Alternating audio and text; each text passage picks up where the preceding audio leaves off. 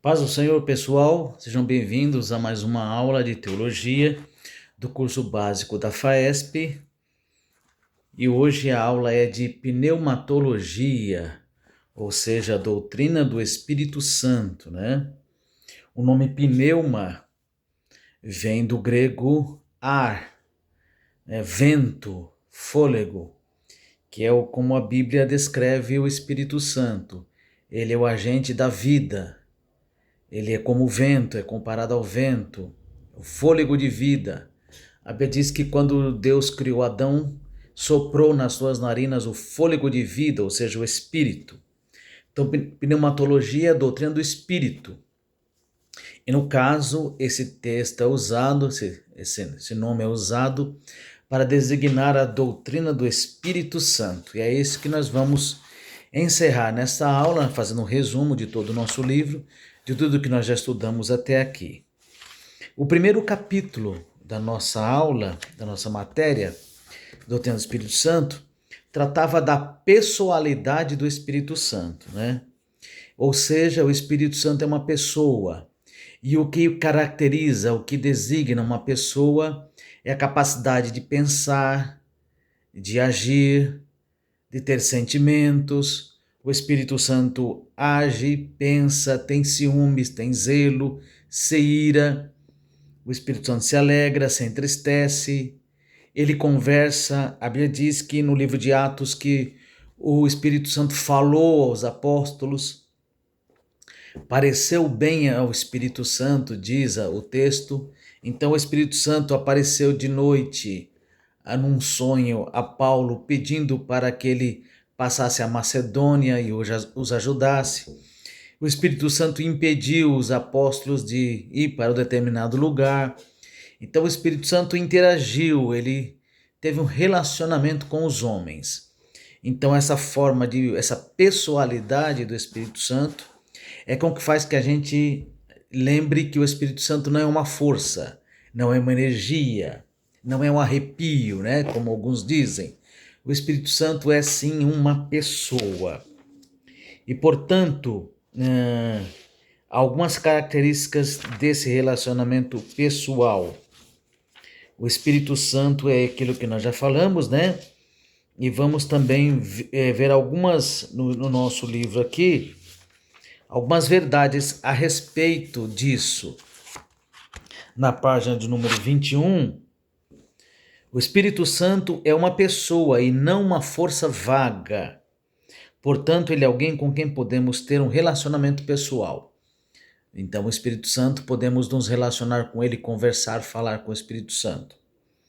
O Espírito Santo, sendo plenamente divino, deve receber a mesma honra e respeito que dispensamos ao Pai e ao Filho. Vimos nas nossas aulas que não entendemos por que na igreja não se fala glória ao Espírito Santo, como se fala glória ao Pai, louvado seja Deus, glória a Jesus. Por que não usamos glória ao Espírito Santo se ele tem os mesmos atributos do Pai e do Filho? Não é inferior ao Pai e ao Filho, não há essa hierarquia na Bíblia. Ele não é inferior e não é superior, está na mesmo nível do Pai e do Filho. O Espírito Santo é plenamente divino, o Espírito Santo é Deus. Se ele é Deus, a terceira pessoa da Trindade, então ele também merece o nosso louvor. Terceiro ponto, não se deve pensar que ele seja em algum sentido inferior ao Pai ou ao Filho em essência. Sabemos que o Pai, o Filho e o Espírito Santo têm a mesma essência. O que é a essência? A mesma substância. Eu não sei de que matéria Deus, o Pai, o Filho e o Espírito Santo são feitos, mas daquilo que eles forem feitos, da natureza deles, o Pai, o Filho e o Espírito Santo têm a mesma natureza, a mesma essência, né? A mesma substância. O Espírito Santo é um como o Pai e o Filho. Sua obra é a expressão e execução do que os três planejaram juntos. Os três planejaram a criação, os três planejaram a salvação. No início, em Gênesis capítulo 1, versículo 1, quando Moisés diz Bereshit bara Elohim, as três palavras hebraicas, ele está dizendo, no princípio era No princípio era Deus, né? No princípio criou Deus, aliás. E no princípio, Bereshit. Bará é o verbo criar. Elohim é deuses. Do princípio, os deuses criaram, ou o Pai, o Filho e o Espírito Santo criaram todas as coisas. A Trindade criou todas as coisas. Ou o Deus que é trino, que é três em um, criou todas as coisas. Moisés usou a palavra Elohim, que é o plural de El, Deus, porque ele não sabia que não existia na época a palavra Trindade. Então a criação é a obra da Trindade. O Pai ordenava: haja e houve, haja luz, e houve luz. Haja separação entre as trevas, a luz e as trevas, e houve. Haja expansão.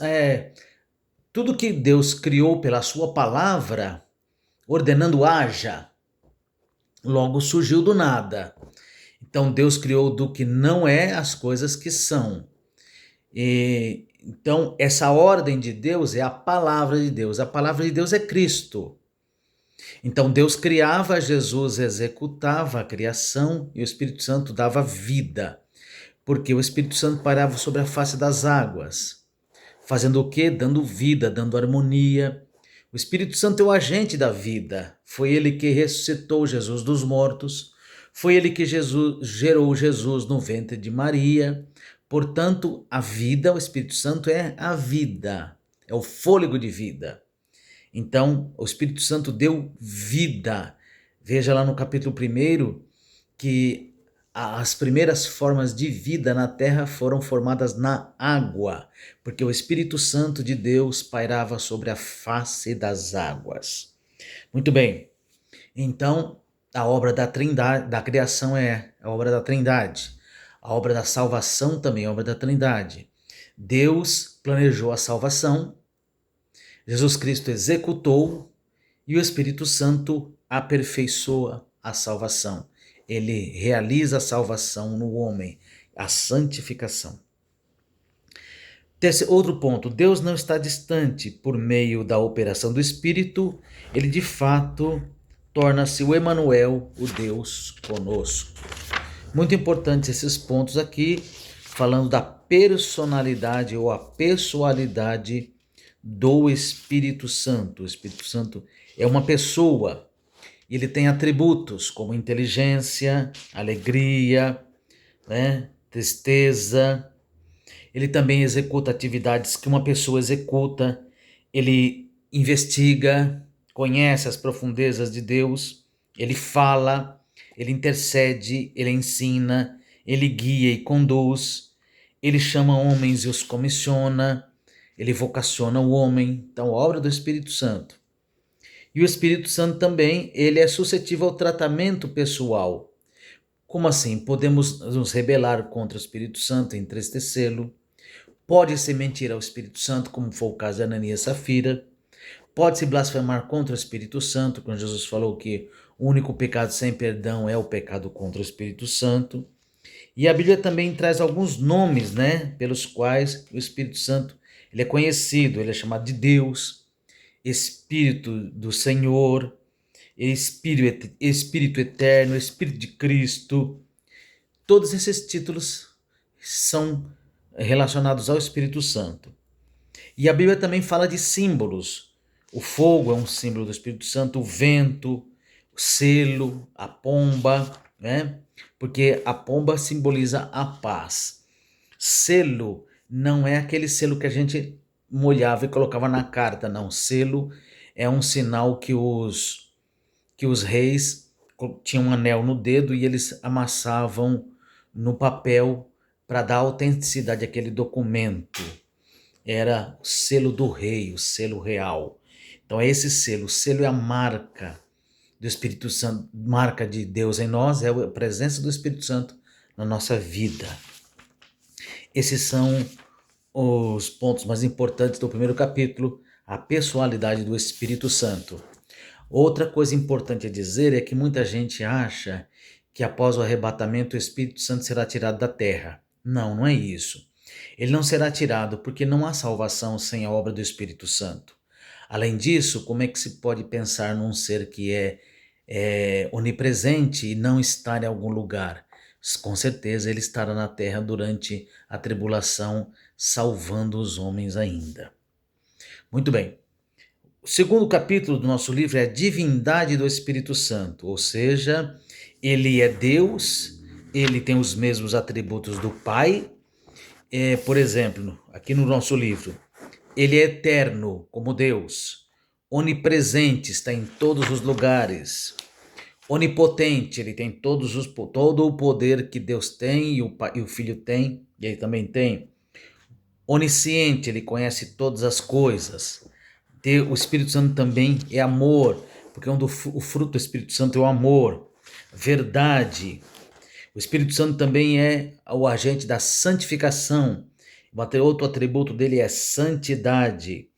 O Espírito Santo também realiza a obra da criação, da transmissão de vida e é autor da profecia divina. Vemos que no Antigo Testamento os homens falaram inspirados pelo Espírito Santo de Deus. Portanto, vimos até aqui que o Espírito Santo ele é um ser pessoal, não é menor que o Pai e o Filho, foi enviado por Deus, ele procede do Pai e do Filho, tem os mesmos atributos do Pai e do Filho, ele é um ser pessoal e também é Deus, assim como o Pai e o Filho, e tem os mesmos atributos do Pai e do Filho. O terceiro capítulo já aí trata do ministério do Espírito Santo, a ação do Espírito Santo, porque acredita-se, muita gente fala que o Espírito Santo não estava presente no Antigo Testamento. Não, ele estava lá sim. Todos os homens que foram inspirados, como Moisés, todos os homens que foram inspirados, grandes reis da Bíblia, Davi, Sansão, todos eles foram inspirados pelo Espírito Santo, foram cheios do Espírito Santo. Na construção da Arca do Concerto, Deus colocou o seu Espírito em Bezalel e Aholiabe para que eles construíssem a Arca do Concerto, o tabernáculo, e depois retirou deles o seu Espírito. Então, o Espírito Santo já estava capacitando, vocacionando homens. Acontece que no Espírito Santo as pessoas não eram cheias do Espírito Santo. As pessoas tinham o Espírito Santo por medida, umas mais, outras menos. E geralmente era para exercer alguma função, alguma capacitação específica que Deus tinha planejado naquele homem, naquela vida. Então ali o Espírito Santo vinha sobre algumas pessoas, não eram todos que tinham o Espírito Santo no Antigo Testamento. Mas no Novo Testamento ele já habita no crente, em todos os crentes ele habita. A partir do momento que a pessoa recebe Jesus como seu Salvador, o Espírito Santo habita na vida do crente. Romanos 8 e 9 é importante dizer, lá está escrito que vós não estáis na carne, mas no Espírito, se é que o Espírito de Deus habita em vós. Mas se alguém não tem esse Espírito, o Espírito de Cristo, o Espírito Santo, esse tal não é dele. Então é uma advertência séria, é uma fala muito incisiva. Se a pessoa não tem o Espírito Santo, essa pessoa não é de Deus, não é de Cristo. E como é que nós recebemos o Espírito Santo? Quando da conversão, quando cremos em Jesus, o Espírito Santo vem habitar em nós e a partir daí ele começa a obra da santificação no homem. Então, no Novo Testamento, vemos a ação do Espírito Santo na salvação, no comissionamento de obreiros. Atos 20 e 28, o apóstolo Paulo diz: olhai por vós e por todo o rebanho que o Espírito Santo vos constituiu bispos. O Espírito é quem constitui bispos. O Espírito Santo é quem chama pastores, obreiros para a sua obra. Diz o texto: olhai por vós e por todo o rebanho que o Espírito Santo vos constituiu bispos, para apacentar a igreja de Deus que ele comprou com o seu próprio sangue. Ali o apóstolo Paulo está fazendo um belo ensino sobre que Jesus Cristo é Deus, referindo-se à Trindade e dizendo que Cristo é igual a Deus porque ele diz que Deus comprou a igreja com seu próprio sangue e nós sabemos que foi Cristo quem derramou o seu sangue, mas como Cristo é Deus, Paulo está então fazendo ali uma defesa da fé, dizendo que Cristo e Deus são a mesma o mesmo poder, é um Deus só, são duas pessoas diferentes, mas tem todo o poder, que Jesus Cristo é Deus. Muito bem. O Espírito Santo no Novo Testamento também deu poder para a pregação da igreja, pregação do Evangelho. E o Espírito Santo inspirou os apóstolos para escreverem as cartas, as epístolas, para escrever os Evangelhos. O Espírito Santo deu dons aos homens do Novo Testamento, dons de língua, dons de poder. O Espírito Santo também atua na santificação, purificando o homem, transformando a sua vida, santificando.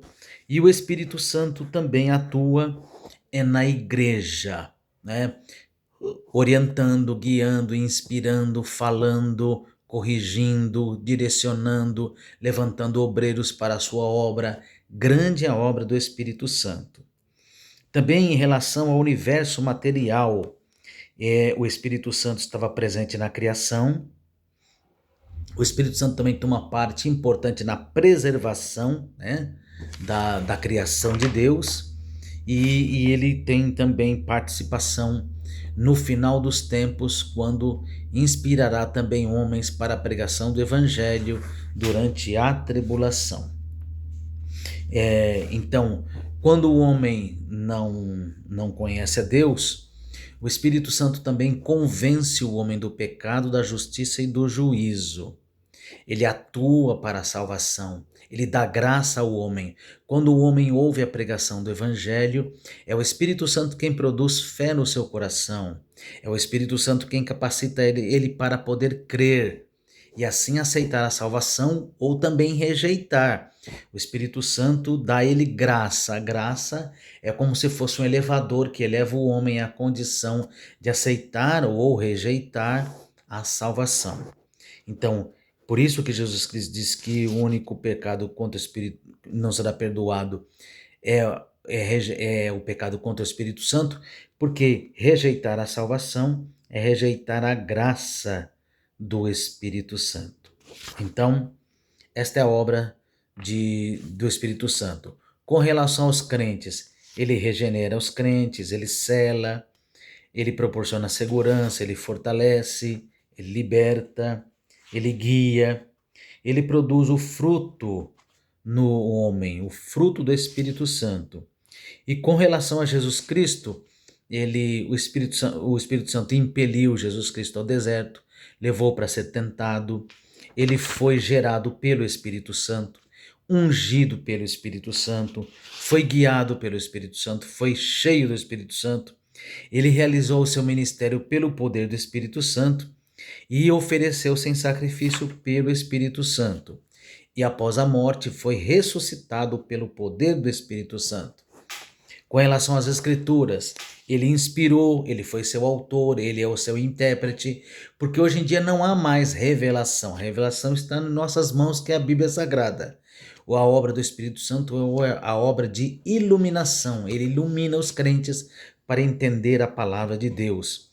E com relação à igreja, ele prepara a igreja para o arrebatamento, através da santificação, na administração da igreja, não é? E na bênção apostólica também há menção ao Espírito Santo. Esse foi o terceiro capítulo. E o último capítulo, então, é o batismo, os dons e o fruto do Espírito Santo. Veja, os pentecostais acreditam que há duas experiências com o Espírito Santo. Uma na salvação, em que o Espírito Santo vem habitar no homem, e uma segunda experiência, que é o batismo, que é a porta de entrada para os dons, dom de língua, dom de profecia, dom de revelação. Então, os dons são adquiridos no batismo com o Espírito Santo, para o crente que já tem o Espírito Santo na salvação.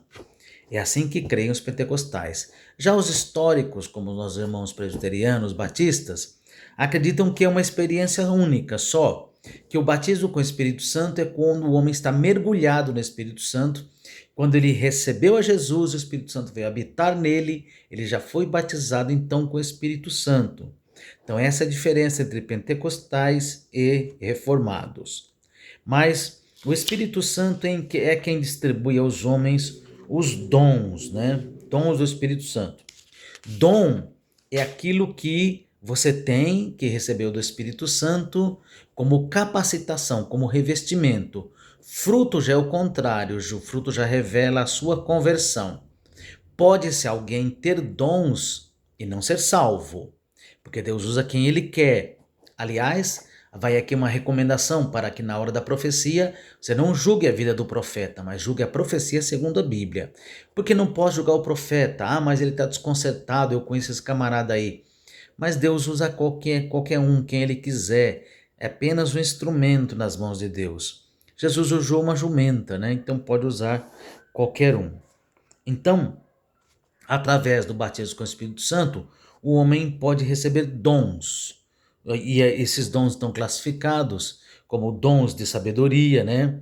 Dom de revelação, dom de línguas, dom de variedade de línguas, dom da ciência, dom da fé, e o dom de cura, dom de operação de milagres, dom de profecia, dom de discernimento de espíritos, né? Vários desses dons que nós já estudamos muitas vezes na nossa vida como crentes, dom de interpretação de línguas. Então esse é o batismo com o Espírito Santo. Já o fruto do Espírito Santo, ele fala da conversão, daquilo que o homem tem dentro de si. Porque como é que uma pessoa pode ser batizada com o Espírito Santo e não ser salva? Jesus Cristo disse que nos últimos dias alguns chegariam para ele e diriam: Senhor, em teu nome nós falamos em línguas, nós fizemos milagres.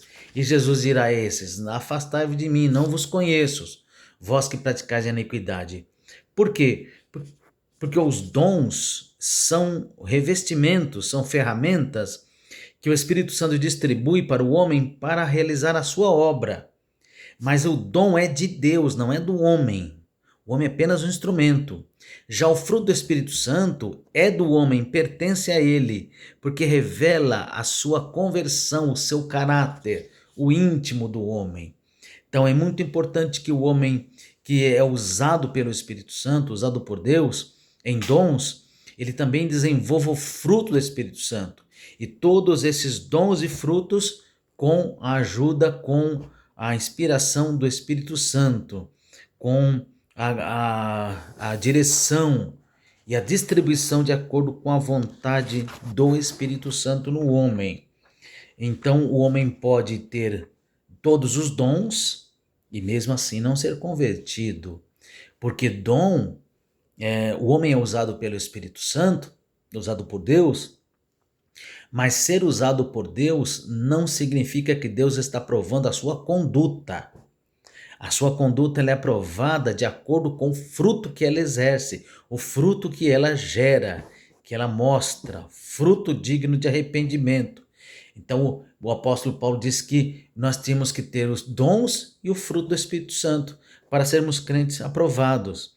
Então veja, é muito importante. As pessoas muitas vezes elas se escandalizam com crentes que falam línguas, que profetizam e têm uma vida desconcertada. Por quê?